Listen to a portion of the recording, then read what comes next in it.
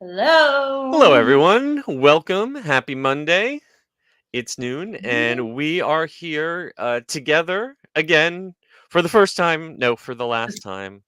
For the last time for a little while, For a because little I'm bit. gonna be taking a little trip, and Carly will have some fabulous guest hosts. But I'm glad to be with you at least one more time before I head out of town. Yes, and we're gonna have such a great trip. I'm so excited to hear all about Yeah, it. very excited.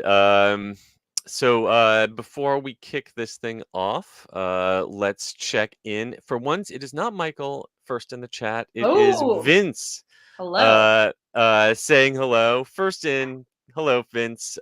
He is very excited by our preview image to talk about Universal Studios Hollywood. Can't believe you lived in LA and never ever went to the studios. Blasphemy. Yeah, definitely worth a visit for sure.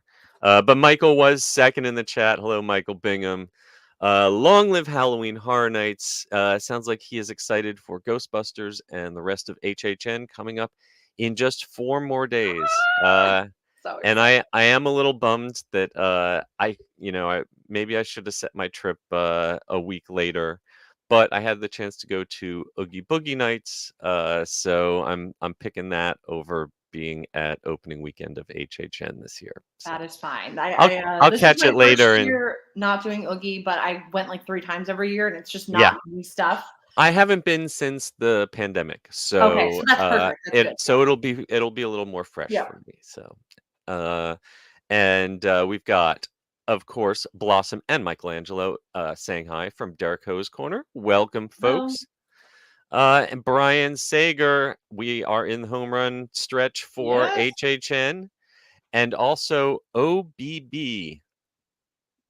Oh yes. Oh, Oogie. Okay, I was like, Oogie Boogie Bash. Oogie. Yeah, yeah, yeah. I did That's what the baby cool last night. kids call it. That's what the cool kids call it. All right. Um.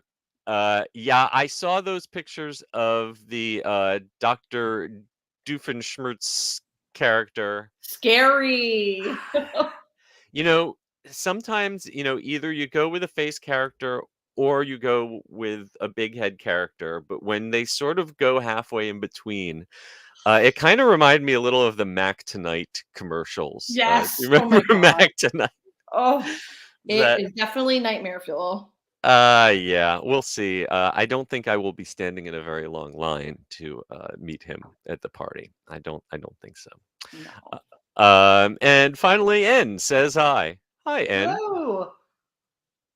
All right. Well, we've got quite a few folks already Yes. watching us, so I say we kick this thing off in 3, 2.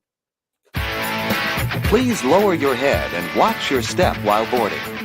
Welcome to the Attractions Podcast. You are all clear for dispatch. Have fun.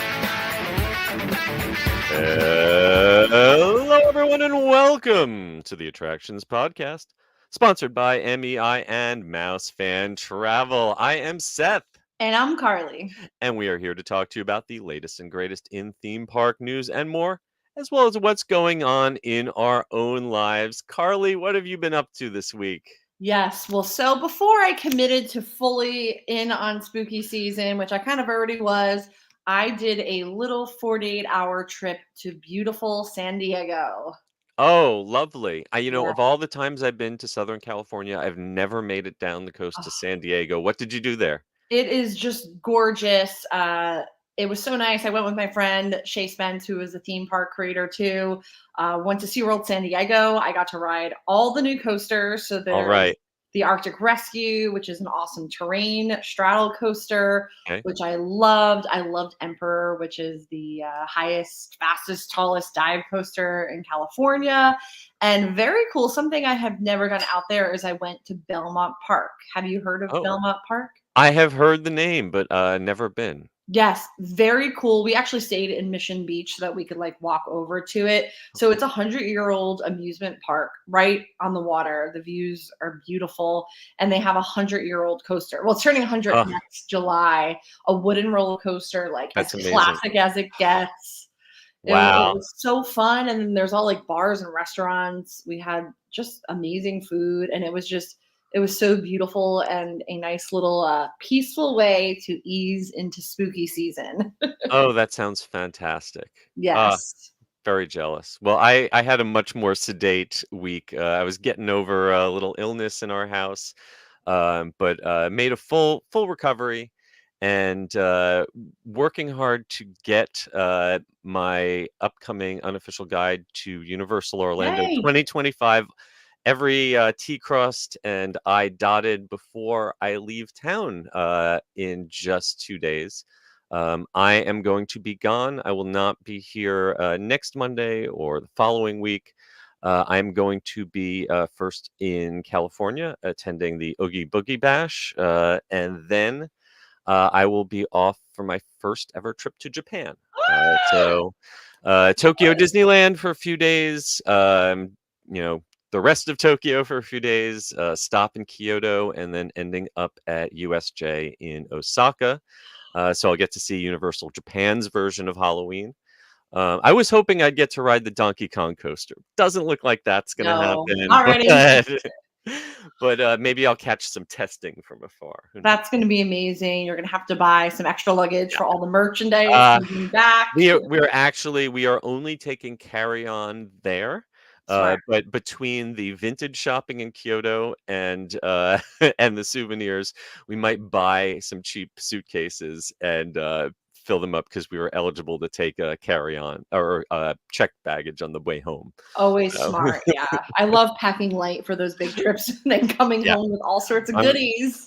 We got the vacuum compression bags and hoping can fit 2 weeks worth of clothes and to carry on. That's Should amazing. be interesting. Well, we are going to miss you at HHN, which starts in Orlando on I Friday. know I have not been invited to the media event in years and years and years, and I finally got an invite this year, and I can't accept it. But I will be sure to check out HHN when I get home. I'm excited for it. Yes, I do have to mention the menus came out this morning. Yes, and I have already been pouring them, but I have to say, as someone who just watched A Quiet Place, no, they did not make an eclair out of the bloody nail, because oh my God, that damn nail lives rent free in my mind. It is one of those things where that is like, to me, the scariest thing in a horror movie is like something someone's going to step on and be bleeding. I cannot believe that they made it into a dessert. I need that as soon as possible. I actually also watched that film for the first time this past week, and it was surprisingly effective. And I know exactly what you mean about that nail, because once they introduced that, every time that someone's walking towards the stairs, I was just like, oh no. I was screaming at the TV. So when I saw that post, because that's one of the promo images they're using for it, I was like, no, they did not. Amazing. I still have chills thinking of that nail, because oh my God, if you've seen it, you know what we're talking about. What I want to know is, though, the key element of that movie is the use of silence, and how they are going to translate that sound design to a haunted house. I've never been in a silent haunted house before. Yes. If they can get all the guests to cooperate, that would be awesome. But we'll see how that works out. Yes, that is probably, now that I've seen the movie, I love the movie, by the way. It was so just like hauntingly beautiful. The cast was great. To see how that works and kind of what went into going through that, I'm assuming they had to consult with like ASL experts and whatnot, because how do they train their cast? I want to know everything, but I guess that will be revealed on Friday. I hope I see some of you there. I'm going Friday and Saturday because I am crazy and I love doing the first 2 in a row. nights. Yes. I was gonna buy tickets to Premium Scream, but that's also the start of Epcot Food and Wine. So I kind of just want to get my food and wine writing out of the way, and then save HHN for like the big first night, Friday. Sounds like a plan. Yes. Well, I am jealous of you. You are jealous of me. We will exchange stories when I get back. And in the meantime, let's go ahead and jump right on into the news in the queue.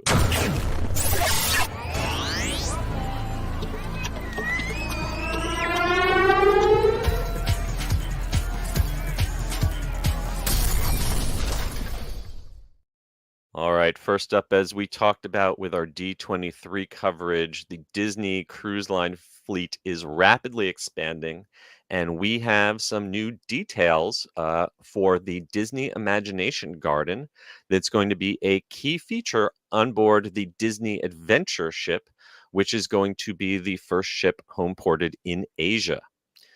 This is a new area of the ship that is going to be an open air atrium that is going to double as a theater space.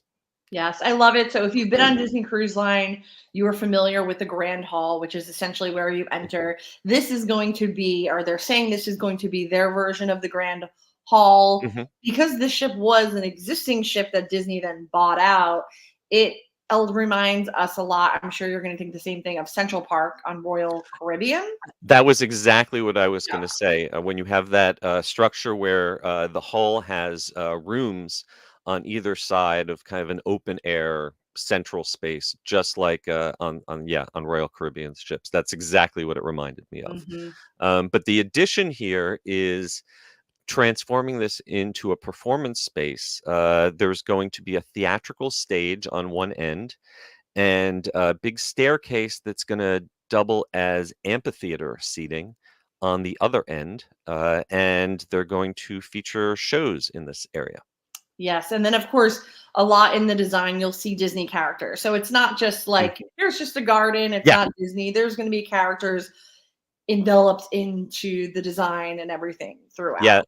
The design of the Imagination Garden is described as an interactive space filled with landscapes evoking stylized paper cutouts. And it's filled with flowers, topiaries, trees, and vines that are growing among the garden landscaping. I'm assuming it's going to be a mixture of fake plants and maybe some real live plants too. But it's also going to have trellises, and at night they're going to have twinkling lanterns, which should be really pretty. Yes, and then what kind of comes to mind is like a reworking of that quote. You know, it's like authentically Asian, distinctly Disney. from Like, from that's Shanghai. what I think Yep. about when I look at this because it's Yeah. got that like feng shui and Mhm. you know the design and everything is really. It's not catered to the American cruise audience, which Yeah. this is beautiful. I want to It- sail on this, but It is kind of like Disney Zen.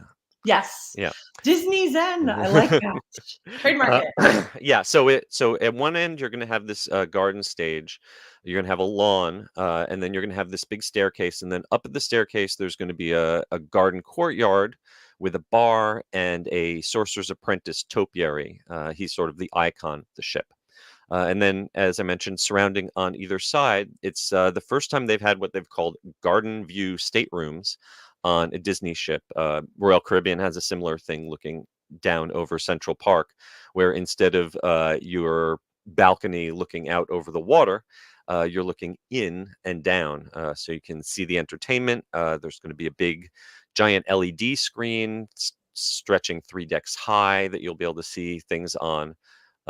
So we'll have to see how noisy it is in those Yes, I rooms. have. You know, Royal Caribbean's a later ship than Disney ships. You know, if you go out at Disney, you're going like to the Martini Bar till midnight, maybe. They Yeah. just don't have like late entertainment. I'm not sure about this because again, this is like a totally different audience. Maybe they are going to have a club open till 3 a.m. Yep. You don't know. One thing they are definitely going to use this space for is the Avengers Assemble show. They're going to use that garden stage. Its debut production will be an action-packed stage show filled with Marvel superheroes and foes, and it is headlined by Deadpool. So We can never stop saying his name. right. So yeah, that's the first time that he's going to be on the Disney Cruise Line. We will see how well his R-rated sarcasm translates into Cantonese or Mandarin. I don't know. It's Well, you know, universal. he Yeah, works in fourth wall Paris. breaking is They just gave him a baguette there, so I don't know what they're going to do. instead of a chimichanga. Other characters that they say we will see in the show are Spider-Man, Iron Man, Captain America, Black Widow, Thor, Black Panther, Scarlet Witch, Miss Marvel, Loki, Red Skull, Taskmaster, and more. Disney Along- Zen. Disney Zen. Yes, but they will be interrupting the Disney Zen with some stunt special effects and other Marvel superhero heroics. Yes. And then if you're hungry from all that superheroing, You've got 2 quick service eateries on either side of this atrium. One is Mogwai's Eatery, based on the character from the Jungle Book, and that is going to serve Indian cuisine, including vegetarian and regional dishes. And I always say that, like, when you are on a cruise, order the Indian items, because very often the people working in the kitchen, that's their native cuisine, and it's really, really good. always, yeah. Even if, especially if you're vegan. And then, the restaurant decor is going to be inspired by concept art from the Jungle Book, and have Indian influences. And then on the other side is Grandma Tala's kitchen, themed around Moana, with Pacific Islander influences and a menu of Pacific and Asian dishes. So those both sound really good. Oh yeah, I cannot wait for this. I mean, I don't know if this is something I'll be able to do in the realistic future when it starts, but Well, it will be quite a trek to make it to the departure port. Not going to be able to take the Bright Line train there, like No. for Port Canaveral, because this is going to be going out of Singapore's Marina Bay Cruise Center, starting in 2025. I'm not sure how far that is from Universal Studios Singapore. Yeah, we'll have to figure Maybe that out. maybe you combine both of those into one trip. Yeah. And we have on our website lots of concept art. We've got a fly-through video of this new atrium. So if you're interested in, check it out. Beautiful. All right. A little bit closer to home, a little bit more accessible. They are building a Fast and Furious Hollywood Drift roller coaster at Universal Studios Hollywood. And even though it is not opening until 2026, it looks like work is racing ahead, because we've got track work visible to guests all over the hill. Yes, they are really rocking and rolling on this. And Yep. there's so much. I mean, this is not just like building a roller coaster on plot of land. We've talked about it. This is literally the Hollywood Hills. A Yeah. residential neighborhood is right there. I mean, this is probably one of the most complicated roller coaster projects. I don't know, maybe Yeah. ever. I mean, Yeah, I understand why it's going to take till 2026 to open this, because Yep. when you look at the infrastructure that's going in, first of all, we've got some pictures of what looks like the loading station, which has gone vertical up on the upper lot. This is kind of not far from the Springfield area. It's about where the special effects stage and the animal actors stage used to be. Those were torn down. Mhm. And we can see the coaster track is already being installed for what looks like heading back around the station. But the really impressive part of this project is the footers and the track going in all up and down the hill, because it starts up at the top of the hill, works its way back down towards Jurassic World, back on the lower lot, and it wraps over and around and under the giant starway escalator. Mhm. Huge engineering project that's going to have a huge change of the face. Like, you are not going to miss this thing when you were at the park. No, and I think what's also cool about it is, usually construction happens kind of behind walls. Mhm. If you are taking the escalator down, you are a front row seat. Oh yeah, seeing you got everything they're doing. Yep, you got a great view of it. Also, there's spots when I was there last time on the tram tour, could definitely see these footers going in, and now you'll see them all going vertical. 2026 can't come soon enough, because I cannot wait to ride a real Fast and Furious ride that's actually fast and furious. But The other like ones are we said, great. oh yeah, great. The part of what is taking this project so long is that it's a spinning coaster, and they're building in these sound shields to try to appease the neighbors, so to keep the screams from carrying down the hill and bothering the folks who live right Yes, across I the will street. say, like, one thing that does help this park is they don't have the hours like maybe we're accustomed to in Orlando. A Mhm. lot of times, like in the off year, they close at like 5 or 6 Yeah, and whatnot. So that at least is helpful. It's not like a park that's open till 10, 11, 12 on the regular. Yeah. But still, I mean, neighbors are right there. So very delicate balance because you don't want to, make your neighbors unhappy. I'm very hopeful that this project goes well and is well received, because I think Hollywood Rip Ride Rocket, as I think we've talked about before, is reaching the end of its lifespan, and so is the Fast and Furious ride that we have in Orlando. And I think taking both of those out and adding one of these, I will take a 2-for-1 on that for sure. Oh yeah. Let's do it. Let's do it. All right. Speaking of Universal, Universal Orlando has dumped a whole bunch of new hotel news on us, including information about how Epic Universe will have early park admission, the new definition of their hotel and categories, and a big old info dump about the Helios Grand Hotel, which Yes. is the signature hotel at the back of Epic Universe. So let's go through some of the details that we recently received, starting with early park admission. We sort of suspected or expected that this would happen, but now it is confirmed that when Epic Universe opens up in 2025, guests who are staying at any of the 11 on-site Universal Orlando hotels are going to be able to get into Epic Universe early. What parts of Epic Universe, what attractions, what days, we don't know that. All of that is TBD, but we know there will be some sort of early park admission and that every hotel guest will be eligible for it. So that's some big news. Absolutely. Yeah. I mean, I just feel like this is key in their overall like progress that they're going to become this like Mhm. week-long vacation destination. Yep. They're gonna take away definitely from some of the traditional Walt Disney World vacationers, but they're making this. I mean, to me, it already is a multi-day vacation destination, but I think they're going to attract a lot of new people that Yeah. they're going to change their mindset. Yeah. And key is they want to they want to fill up those new hotels that they're adding, but they also want to keep the existing hotels full. If they cut all of the people at the older campus out of early admission at Epic, I think that would maybe depress some bookings at the old hotels. So I think that's smart. But I did think it was interesting that for the other parks they are very specific. The early entry is at the Wizarding World. Yep. Here they did not yet specify if it will be at the Wizarding World or if it will be at one of the other lands.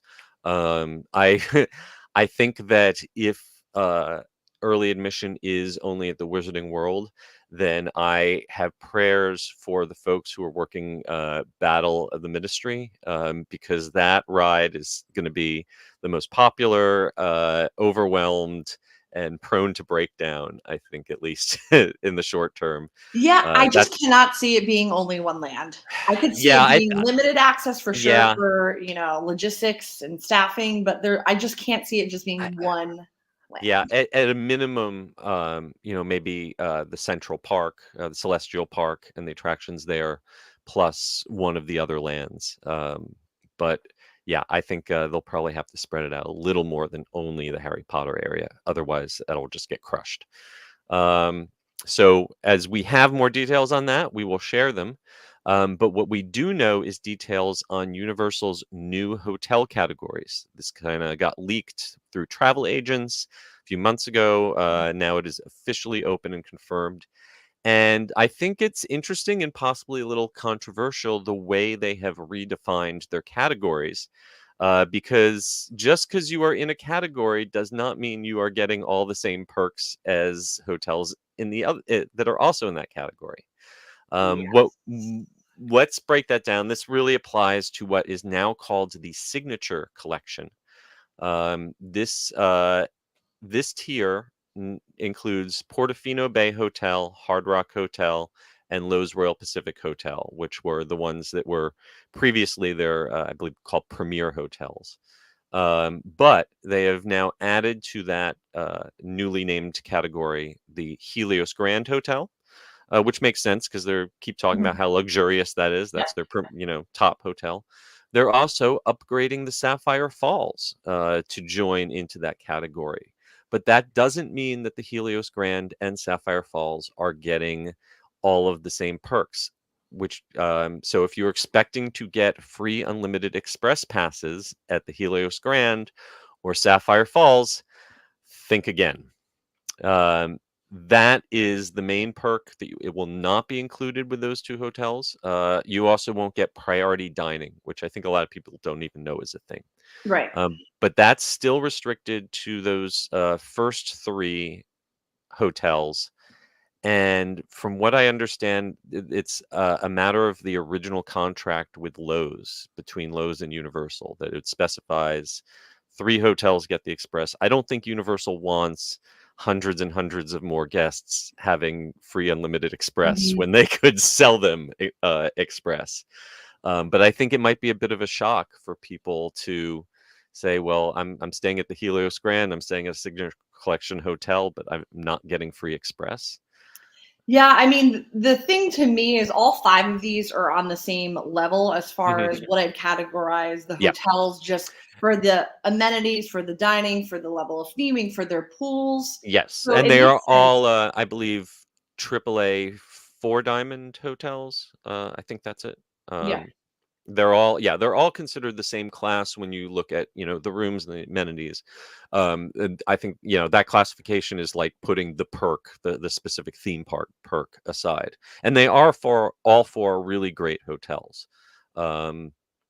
Yeah, because I've always thought that Sapphire Falls, I like it even better than, the Hard Yeah. Rock and Lowe's, Portofino. Truthfully, it's such a high level. So it was always a lot of people were like, but I could spend a little bit more and stay Mhm. at, Royal Pacific and get the Express. But I And always get thought the Sapphire express. Falls was a better overall Yeah. experience. So this is just even kind of, it is confusing, but I do think it makes sense that they're all in the same collection. Mhm. Then to put the little caveat of, oh, wait, you're not getting Express. Does Yeah. confuse a little bit. Speaking of which, they have not released the specific rack rate ranges for these hotels, but they have given them kind of dollar sign qualifications. Um, the original 3 and the Helios Grand are all $4 sign hotels, but Slow Sapphire Falls is a $3 sign hotel. So that, I guess, kind of reflects that you don't have that perk of the express passes. But moving on, the next category is what they call prime value hotels, and that is going to include the Aventura and the new Stella Nova and Terra Luna resorts that are opening up this winter.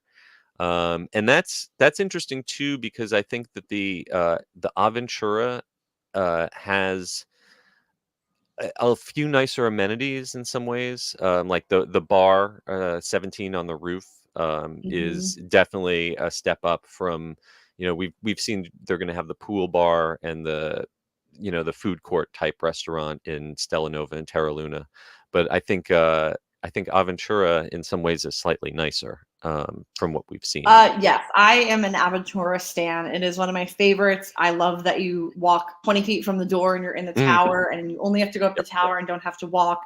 To me, almost Aventura and Sapphire Falls could possibly have its own category, maybe because of the a little bit more upscale feel.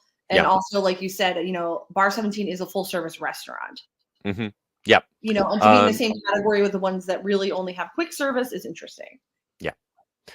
These are all classified as $2 signs, and they say that prime value is, quote, a mix of services and amenities made for comfort and affordability. Now, the other thing that is really interesting to me when we come to the last category, which is value in suites, which includes the endless summer resorts, Surfside Inn and Suites, Dockside Inn and Suites, but it also now includes Cabana Bay. And previously, Cabana Bay had always been considered by Universal to be on the same tier in terms of pricing and everything with Aventura.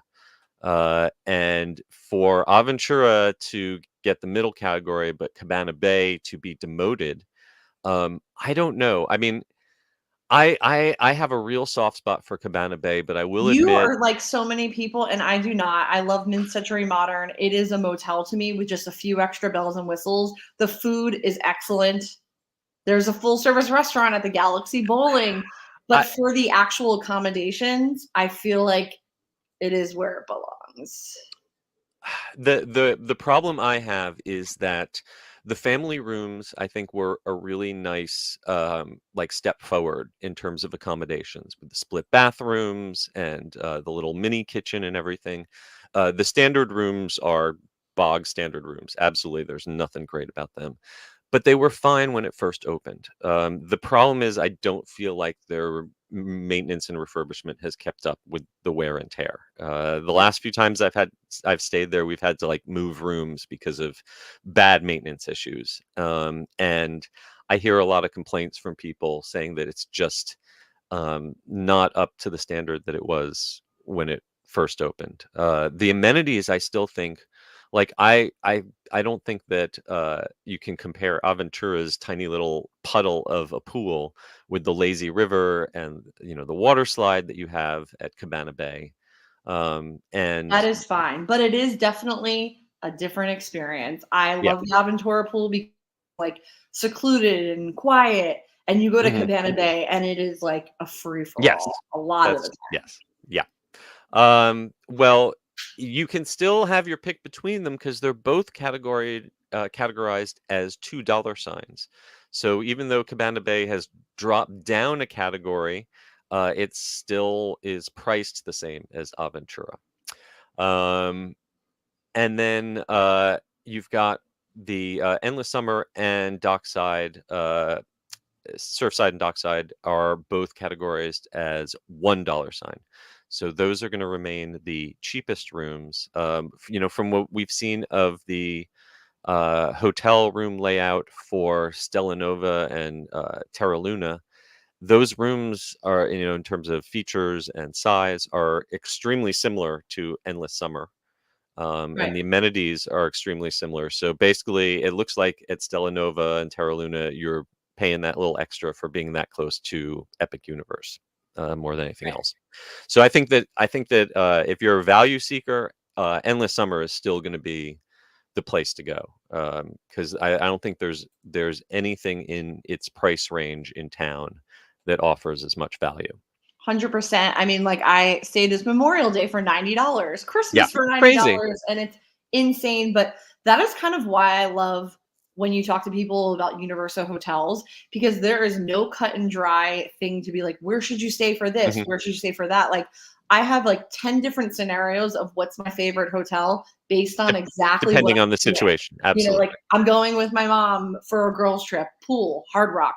I'm Mm. going on a super budget friendly trip where I don't care, dockside. It's like you Yep. have all these scenarios. And I think that's what makes it interesting because there really is, if you do like the research for your vacation, you could really find what is best for you. And I feel like that will continue with the new options.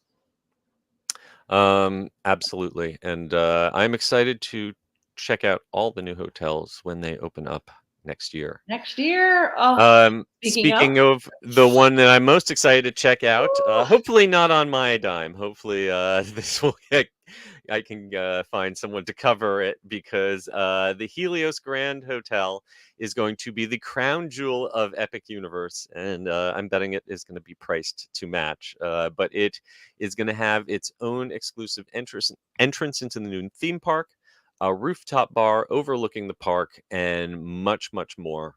And Universal gave us a whole bunch of details, including new artwork, all sorts of information about this 500-room hotel. Everything you'd want to know except when it's actually going to open or when you'll be able to book it. yes, I So definitely scanned that release like 10 times. And I was like, wait, does it say anything where's more the than date? Nope. 2025? Nope, still nothing. Yeah, I'm betting while they're opening the Terra Luna and Stella Nova early and just expecting people to bus over to the original parks, I think this will probably not open until the new park hits soft open. That's my Right. I mean, guess. I think especially now that you're not getting express, the main selling point is that you're Yeah. connected to a park, Yes. which Yes. is And so so if cool. that park is not yet open, then that is not a selling point. Yes. But once it is open, the park, I'm sorry, the hotel, as we mentioned, will have its own dedicated entrance into Epic Universe. Hotel guests will enter Epic Universe from the opposite end of the central hub. So while everyone else is coming in and getting to choose between Super Nintendo World or How to Train Your Dragon, the folks coming from the Helios will get first pick of the Wizarding World or Dark Universe. I'm curious to see how they control access to this. I'm assuming that it might be something like the Grand Californian in Disneyland, where in the mornings, around rope drop for a certain period of time, you have to have a hotel key card to use that entrance so that people don't just get dropped off by Uber there and cut through the lobby. Yeah, I mean, I'm That's my not guess. sure because that system, I have gone through that entrance 100 It's times. I've never been asked for well, the hotel key. But I've been asked if it's before 10 a.m. If you go through later in the day, usually they just wave you through. I'm sure they'll I have to have some sort of way of controlling access. I But I think they think will, yeah. But I think they'll also, I don't think that they will force you to be a hotel guest to go back into the hotel out of the park at the end of the night, because they've got things like the rooftop bar Oh, that I yes, think they're going to want, regular day guests to go in and check out as well. Um, absolutely. so as we were talking about before, this is uh, an addition to their new signature collection, what they call their new luxury tier, or the crown jewel of Epic Universe, and the quote pinnacle of Universal Orlando's hotel experiences. And from the artwork, it certainly looks pretty enough. We've got artwork from both daytime and nighttime. Yes, The and we room, already see it in Florida. It's so big, and when you're yeah, driving past her, you could see it in the distance. I mean, it looks beautiful already, and it's not even yeah. done. Now, the rooms themselves are not massive. When you compare them to the square footage of the rooms at something like the Portofino Bay or the Hard Rock, a standard room with two queens is only 325 square feet, and a king is only 340.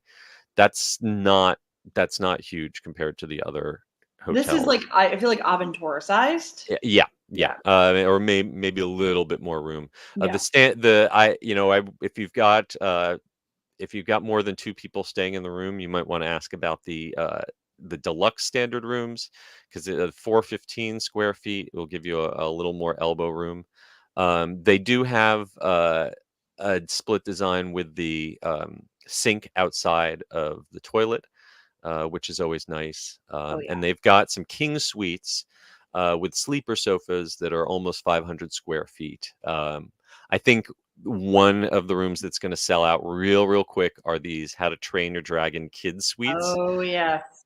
Those are 525 square feet because they've got a separate kids bedroom that you can lock off to keep the kids from escaping during the night, that are themed like dragon houses from Burke, and they've got a mural of flying dragons and all this wood paneling. It totally fits in with the theming of the How to Train Your Dragon land that you can see out of some windows in the Yes, hotel. I love these kid suites. I usually do I'm an adult, I'm not a kid, but if I'm traveling with my mom and sister, we'll do the Hard Rock one, which is rock star themed, and it's nice to have Mhm. that separate space, and Oh, they totally. really are quite roomy.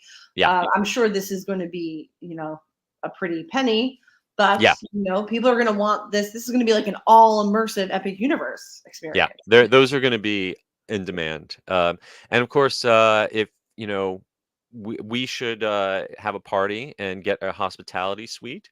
Mm. Those are 1,200 square feet, or we might as well just spring for the presidential, because that's got 1,500 square feet, which Yes, is about the size of my house. that sounds So, perfect. yeah, so you've got a wide range within the 500 rooms that they have. There's a pretty wide range to pick from. There is also a club level that will have a club suite that offers free food and drinks and amenities. And those range from 325 square feet. So that's on the small side for a club room, up to 415 for the deluxes. Um, let's talk a little about food and dining. We've got Yes. names and a few details for the locations, and the one where I will probably be is Bar Helios. Yes. That is the 360-degree rooftop bar overlooking the park. And this is going to be the spot to watch the fountain during the Oculus nighttime fountain show. It's going to be in the center of the park. I am curious about what kind of view of the fireworks you're going to get, because the lagoon is going to be on one side, but the fireworks are launched from behind the hotel. So I'm Right. wondering if you go on the balcony, if you'll be able to see it all at once, or if you're going to have to run from one side to the other.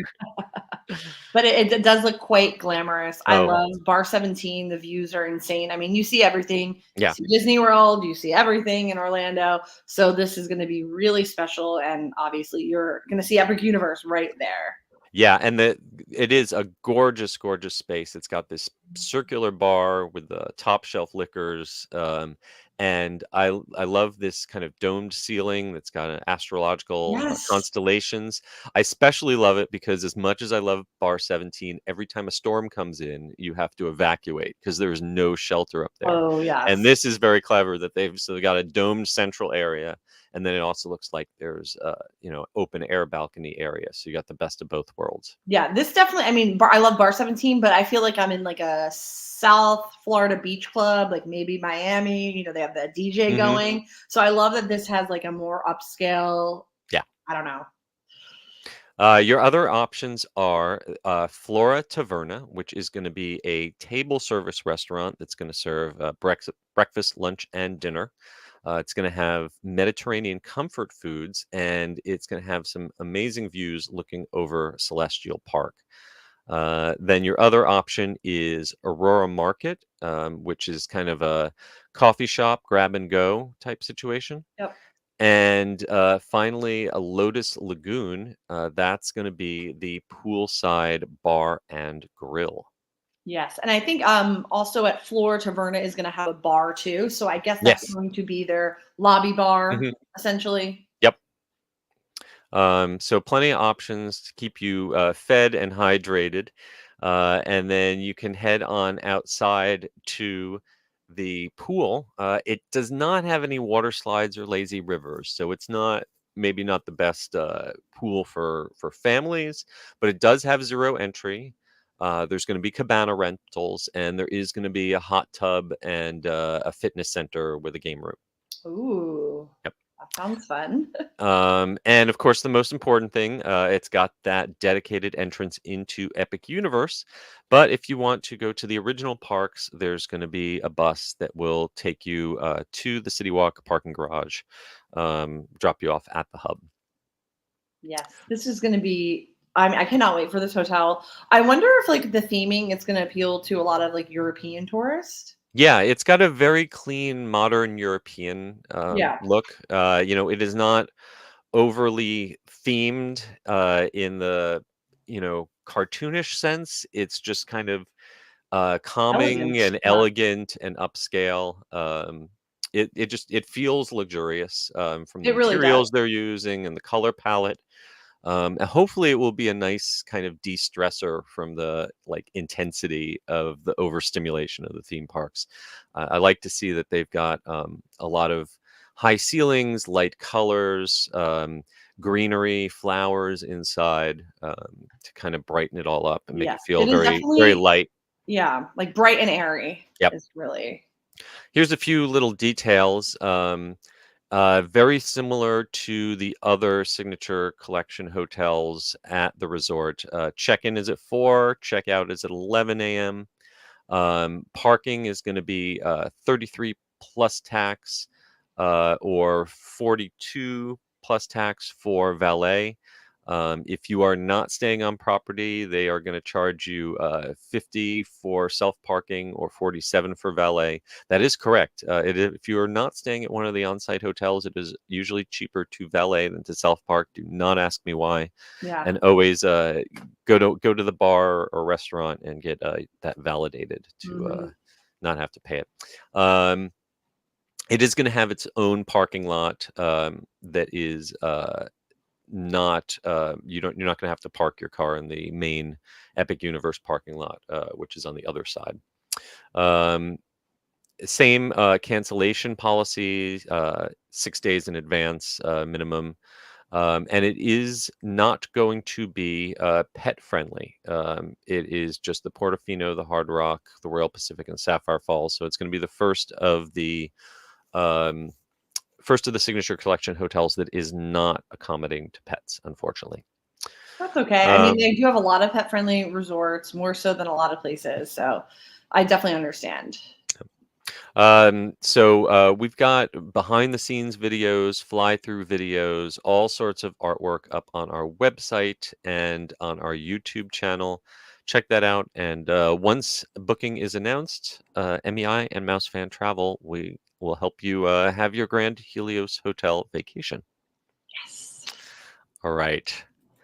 Finally, last up in news in the queue, we have talked about this before, so we'll fly through it now. But we have confirmations with some cool artwork for Six Flags Fright Fest 2024 Haunted Houses.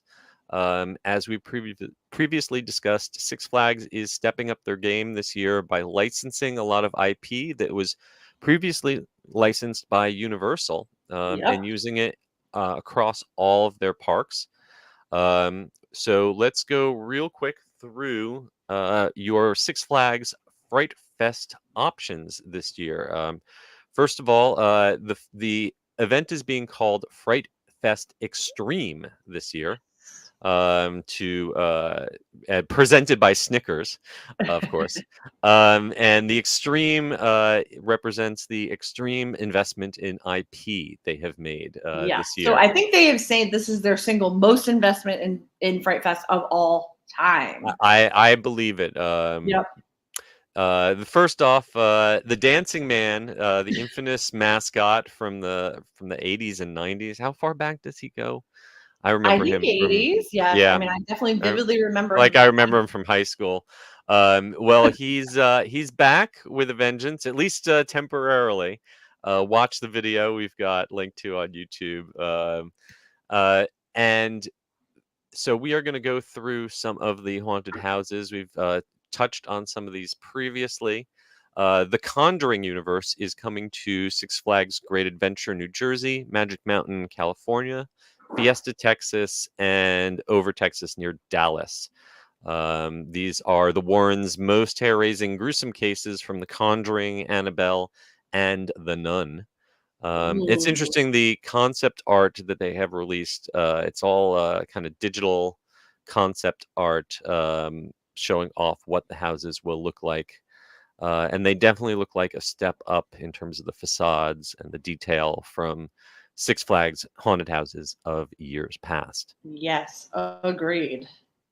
And now next up, you can also go to Texas Chainsaw Massacre, which is yes, crazy because we are getting that at Universal as well. But this will be themed to the 2022 Netflix film. Yes.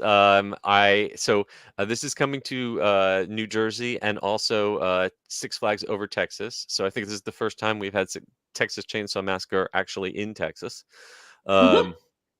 At least since it originally happened, because it is a true story, as they say in the narration.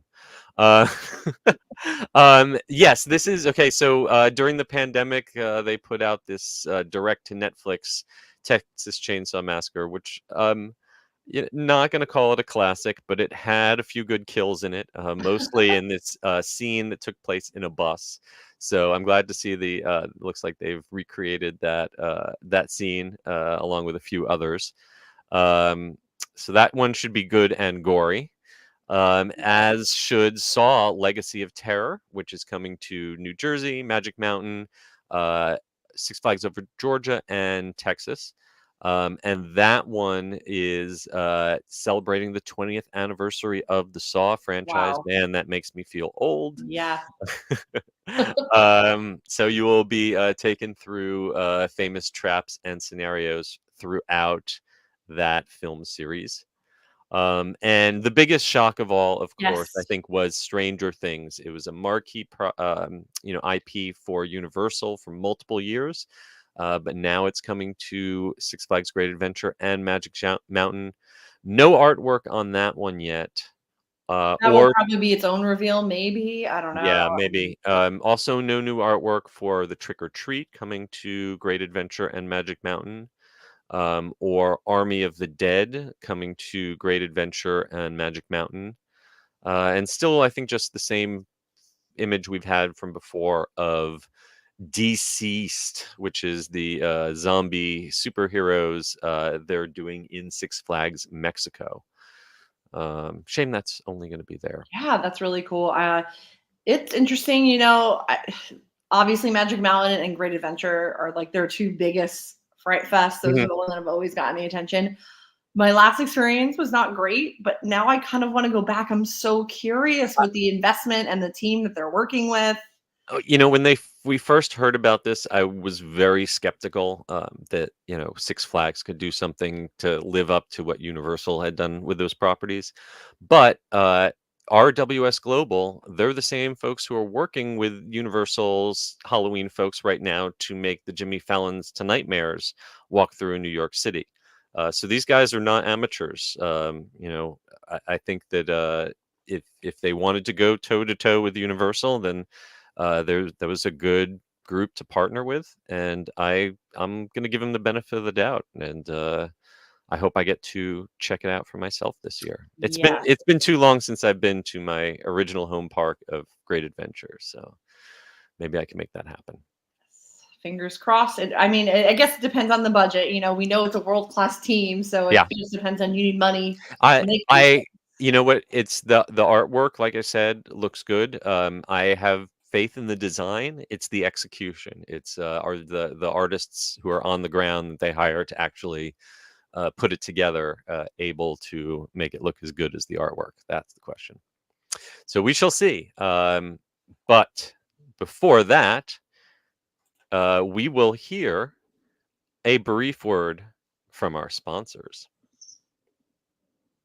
The Attractions Podcast is brought to you by MEI and FanFest. Whether your next vacation is a magical trip to the theme parks, an exciting adventure to the pyramids of Egypt, or just a relaxing cruise on the turquoise waters of the Bahamas, MEI-Travel provides premium service and expert advice to help you get the most of your vacation.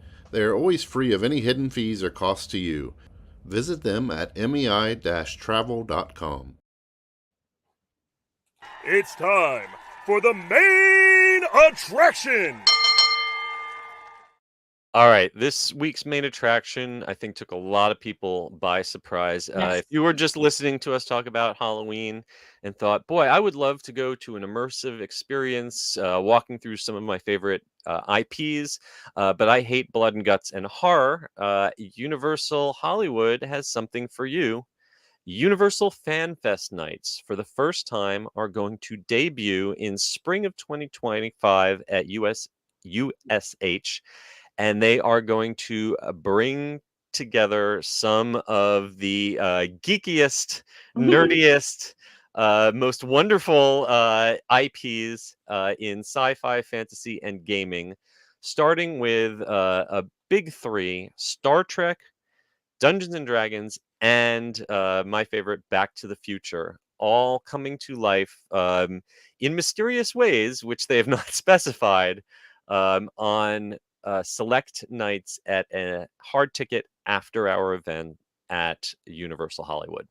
Yeah, so I'm getting I didn't like see this Horror coming. Nights vibes, but then like Comic-Con. Exactly. Yes. If Horror Nights and Comic-Con had a baby, it would be this. And it sounds, if some of the rumors, completely unsubstantiated rumors that I've heard, turn out to be true, I might have to fly out for this one.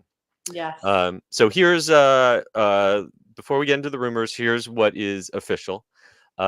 Universal FanFest Nights is going to be a special after-hours event held next spring. And they describe it as captivating, immersive, in-world experiences, including celebratory activations, live entertainment, cosplay, themed food, and exclusive merchandise. So those are basically all the things that Disney does with their various hard ticket events, like your Disneyland nights, or those kind of things. Mhm. So it looks like that is kind of the model that they are following. Um, it's going to take place after hours, after regular operating hours, sometime in spring 2025. I'm assuming it's going to be like early spring or late spring when crowds are kind of low, and not peak of spring break, because they don't need to close early for after hour events during spring Ugh. break. We have no idea how much this is going to cost, whether if there's going to be discounts for pass holders, though that would probably be likely, um, or how many tickets are even going to be available. Um, but we do know the first 3 franchises that they have announced will be part of it, and it looks like it's not going to be a separate night for each franchise. It's going to be all of these are going to be during each event night. Right. So the first one, the one that really makes me excited, is Back to the Future. Yes. The classic coming back in some way, shape, or form to the park, where the simulator attraction used to be, and where scenes from the film were actually filmed. Yes. So we could do Uh, like a terror tram, but like a happy tram with, going through well, Woodhouse yeah, Square. let's get to the rumors and the Yes. speculation at the end, because Yes. I have a couple of good ones that I hope are true. Star Trek. Star Trek, one of television's most enduring franchises, which is not a Universal but a Paramount product, but they're, I guess, making friends with the studio down the street. And then Dungeons and Dragons. So Dungeons Dragons, which definitely goes all the way back to my childhood, when parents were like terrified that it was going to turn you into a Satanist, or drive you insane. Now it's like a huge, multi-million-dollar making thing with the hit film that came out, Dungeons and Dragons: Honor Among Thieves, Baldur's Gate 3 video game. And now they're celebrating 50 years of the product, which is crazy because, wow. So all 3 of these will be brought to life in some way during the event. I know this is probably making a lot of Universal Studios Florida fans wish that we could have this on the East Coast, But you but know what? right We already have a now lot of great nostalgia we things. do, They we don't do. like. But yeah, for right now, this is exclusive to the West Coast. So what could they possibly do for this night? Well, for Back to the Future, the 2 things that I've heard floated, how reliable these are, I don't know. So don't go booking your tickets or flights based just Too on it. late. But I have heard using the courthouse square to recreate scenes from the movie using a DeLorean stunt car and some pyrotechnics and lighting, to have actors out there and recreating scenes from the movie. And maybe that would be either probably maybe a terror tram type thing where you Yeah. drive past it and they park and you get to see it happen. They did something similar back a couple summers ago, doing live additions to the tram tour. So I would love to see that. The other thing I've heard floated is bringing the Back to the Future ride film back to the Simpsons simulator ride. Oh my gosh. Putting the film People. back in there, loading the old program in. Obviously, you can't change the whole building over That's and okay. redecorate it all, but to have some version of the Back to the Future simulator ride. Yes, and I If think that came for true, I would be ye there in a heartbeat. oh my god. I think for an event like this, they have to do something like that.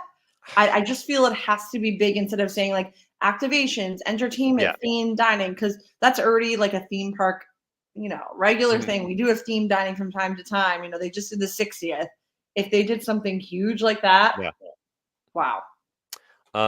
I'm not sure what they could do for Star Trek. I would love a walk. We've seen these photos are from a 2022 Star Trek exhibit at the Kennedy Space Center.